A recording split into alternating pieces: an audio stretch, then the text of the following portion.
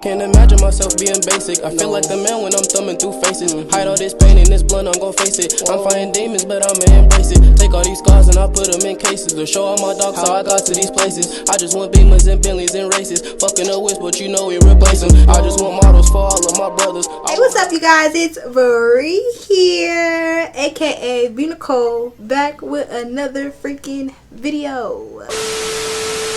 Today, I'm very excited to be sitting here filming today, only because it's been a minute since I filmed my last video. But we here today, as you can tell by the title, is going to be a story time of moving to Georgia. I did a poll either in either in May or April, asking you guys if you guys wanted a story time of how me moving to Georgia went, or a clothing haul, I believe. And a story time about me moving to Georgia got the most votes, so that's what we're gonna be talking about today. If you would like to know, stay tuned. Don't forget to give this video a thumbs up. Comment down below what you would like to see next. Talk to me in the comments. Let me know how it was when you moved to a different state, or when you moved to Georgia specifically. But without further ado, let's get right into the video. Okay, so for y'all to understand this story, I need to give y'all a little bit of backstory so y'all can know what's going on and how it happened leading up to it. Okay, so first of all, back in 2010, before my father passed away, me, my mother, my brother, and my father, you know, they had a discussion with us and they were talking about moving, but Georgia was not the original location. Originally, as a family, we all planned to move to Florida, actually. We used to always talk about it. Back then, you know, I was probably, how was I? I was about to be a teenager, so I was probably like 12. I was about to be in middle school, so I was probably like 12 or something like that. But you know, as 12 years old, moving to Florida, that's like, oh yeah, let's move to Florida, get to go to beaches every day, you know, a little fantasy, a dream. So we used to talk about moving to Florida or whatever. After my father passed away, we kind of stopped talking about it for a while, so I thought that moving was out of the question for good. Then probably about 2015, 2014, my mother brought it up again, and she spoke to me and my little brother. By this time, my sister had moved out, so you know, she wasn't really a part of the conversation because she was grown. She didn't have to move if she didn't want to. So basically, my mother brought it up to us, and she was like, okay, how would you guys feel about moving? And she gave us different options. Of course, Florida was one. I believe the Carolinas was another, because we have family in the Carolinas on both sides of the family. And Georgia was another. Now, back then, you know, Georgia sounded more intriguing to me, only because my favorite movie was ATL, and I had this little fantasy like I was Nunu, you know. Who didn't as a kid? You wanted to be Nunu. So I'm like, I mean, if we moving, I want to move to ATL. What's up? Let's go to ATL. So, you know, I guess my mother kept that in mind. I believe my brother didn't care at the time. He didn't care where we moved. You know, even though we would talk about moving, I wasn't really putting no serious thought behind it. I wasn't putting no pressure behind it. None of that, okay? Like I said, this was back in 2014, 2015. 2014, 2015, I was a sophomore in high school, transitioning into a junior in high school, okay? So my high school career has already started when we talk about moving again. So I'm not really taking it seriously, because I'm like, I don't think my mom's going to up and move us when I've already started my college career. I'm sorry, my high school career. I'm like, she wouldn't do that. She know I'm on a cheer team and everybody we know is here, my friends, my family. She wouldn't just up and leave us, or she wouldn't just up and move us, you know, away from home, all we know, really. So another couple months go by and she tells us like, hey guys, you know, Georgia is the place. Georgia is where we're gonna move to. Now still at this time, I'm not putting no pressure behind it. Like, yeah, I heard her, it's still going in one ear and out the other. I'm not really putting no weight behind it, but at the same time, like, I started announcing it to my friends, to my boyfriend at the time. Like, I let it be known, like, my mom keeps talking about moving to Georgia, you know, after this school year is over. I'm not really sure if it's true, but you know, she keeps talking about it. So I'm just letting the people that I mess with know, because it's like, you know, she keeps mentioning it. Before the school year ends, tryouts come around for cheer for junior year of high school. Your girl made varsity cheer captain. So I'm like, oh yeah, I made varsity cheer captain. There's no way I'm moving anytime soon. My mom has to let me finish out my high school career because, you know, I have to lead a team. Like, I can't leave. I have a commitment. So I have to stay here, right? Wrong. So, you know, that summer, she's still talking about it. It's getting serious actually, and I'm getting angry.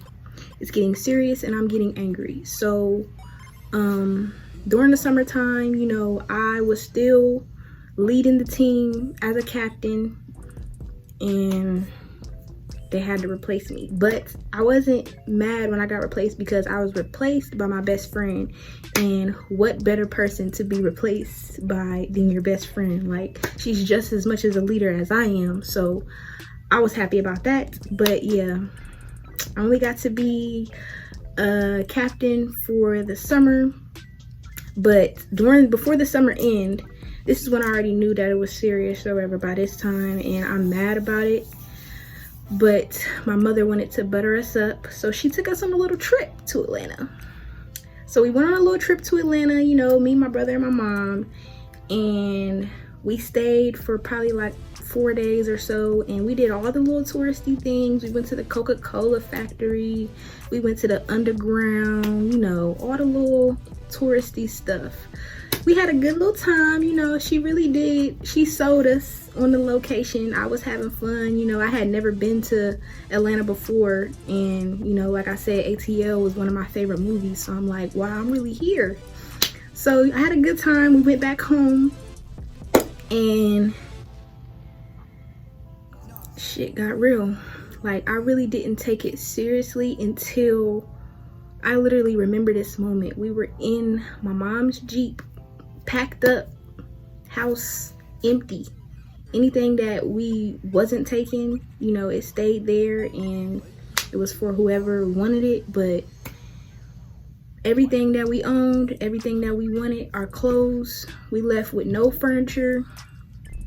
We left with us and our clothes and my mama's car. That's basically it. And when we got on that road to come to Georgia, and I knew that this is official and that we weren't coming back, like this is not a vacation, like we were going here to stay and build a life, I was like, oh yeah, she's crazy. She's crazy and she's ruining my life. We're moving away from our friends, our family, everything we know. It's just us. Like, who's gonna protect us? Like, what are we gonna do? Where are we gonna live? What school are we going to go to? I gotta start over. I gotta make new friends. I gotta be on a new cheer team. I gotta learn new cheers. Like, if you know how much it takes to learn new cheers, and then I gotta memorize a whole new mascot, like it's gonna be hard for me to transition in my mind to start saying eagles instead of warriors. Like, I'm a warrior, I'm not an eagle. Like, what? But you know, so we're on the road moving to Georgia, and that's when it hits me, and I'm like, wow, this is really real. And for the longest, y'all, it was really hard for me to accept moving to Georgia. I was really upset. We started school actually a whole month late because we didn't know where we were going to live. We were living with my mom's friend when we first got here. But, you know, once we got settled in and we had an address, then we ended up figuring out what school we can go to, which was South Cobb High School. And when I say, y'all, my first year at South Cobb High School, y'all, first of all, I come from a very, I call it a HBCU. The high school that I went to, it was full of black scholars. You know, we were known for being the best, basically, best academics, best in sports. So like, we had a reputation and everybody knew each other because it was kind of like a small school. So we were all like a big family. So going from that into South Cobb, I was like, wow. Like, if you've ever seen South Cobb, if you live in Georgia and you've seen South Cobb is a huge school. Like, it's very different from what I'm used to. Like, I feel like I was at a luxury school. I know folks that are from here probably don't feel like it, but from where I come from, South Cobb was a luxury school. They had turf, okay? My school ain't had no turf. We had real grass, okay? So coming from real grass to turf, I'm like, oh, we with the white folks for sure. Like, oh yeah, okay. So, you know, transitioning from that type of school to that type of school, I'm like, I'm stressing out, like, wow, it's so many people at the school and I don't know nobody. Like, I'm gonna have to learn a whole new environment, whole new teachers, whole new students. Like, how am I going to make it to class? How am I going to know what class to go to? This school is big as freak. Like, it's different buildings. I got to walk in and out of different buildings. Like, I don't know how this is going to go. So, the first couple months here, I was very much to myself. I went to school and I came home and I sat in my room, in this room that is now my office. By the way, I will be doing a office transformation this month, so be on the lookout for those videos. I will be uploading every Sunday this month, so subscribe if you haven't already and be on the lookout for this beautiful transformation that I will be doing to my room. But back to the story.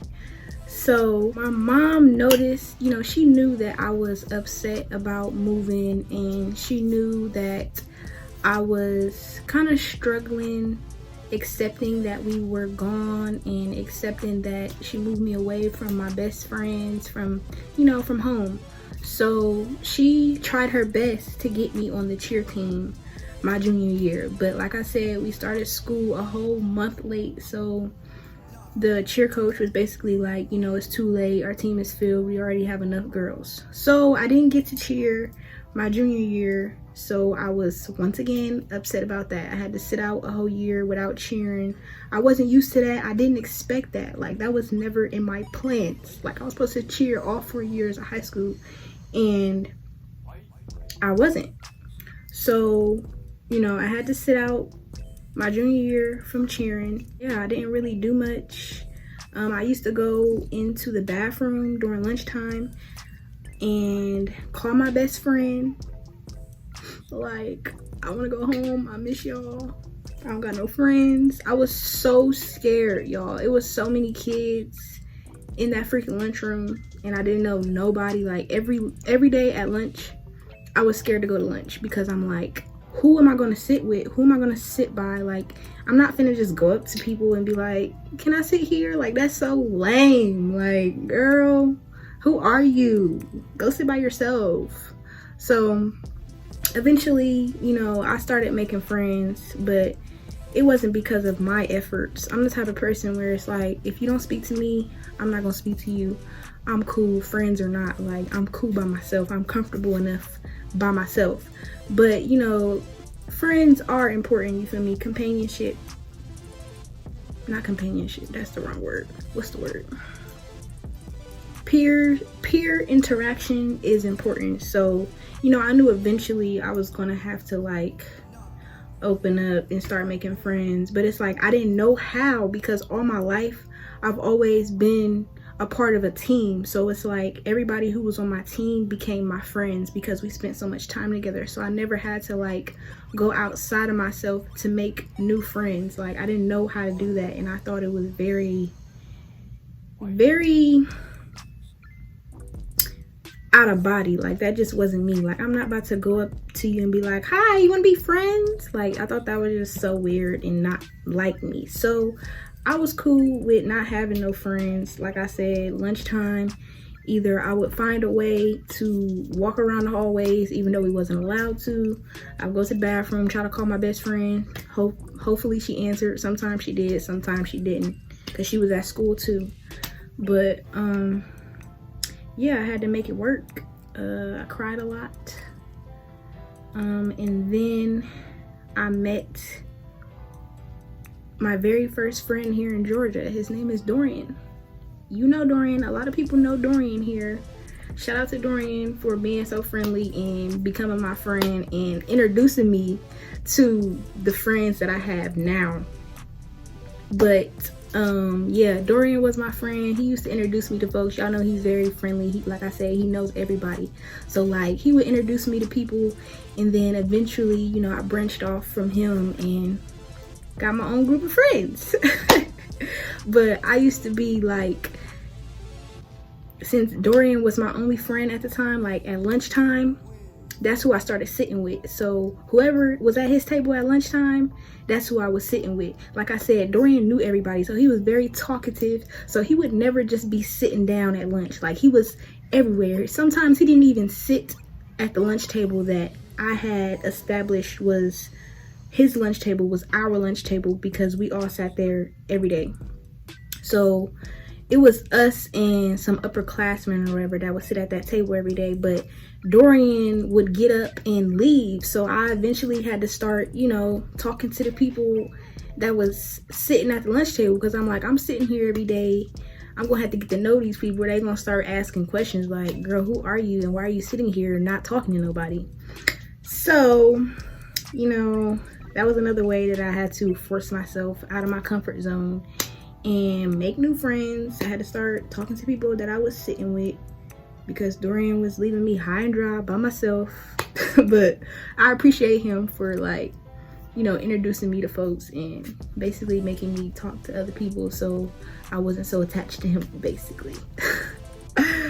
But yeah, eventually when I started making friends and senior year came around and I got to be on the cheer team, things got better.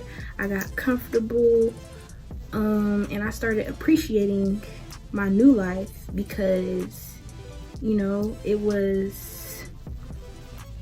I started noticing that the environment that I grew up in wasn't healthy. Like, you don't really realize it until you're out of it. But where I grew up, it was very low vibes, very low vibrations. Yeah, it was very depressing, if I may say so. But that's basically the story of when I moved to Georgia. And yeah, if you would like to know more, if you want me to go further into detail about how I proceeded in Georgia and how I am where I am today, comment down below and I will make sure to make that video for you guys. But if you like this video, give this video a thumbs up. Thank you guys for watching. See you guys in the next video.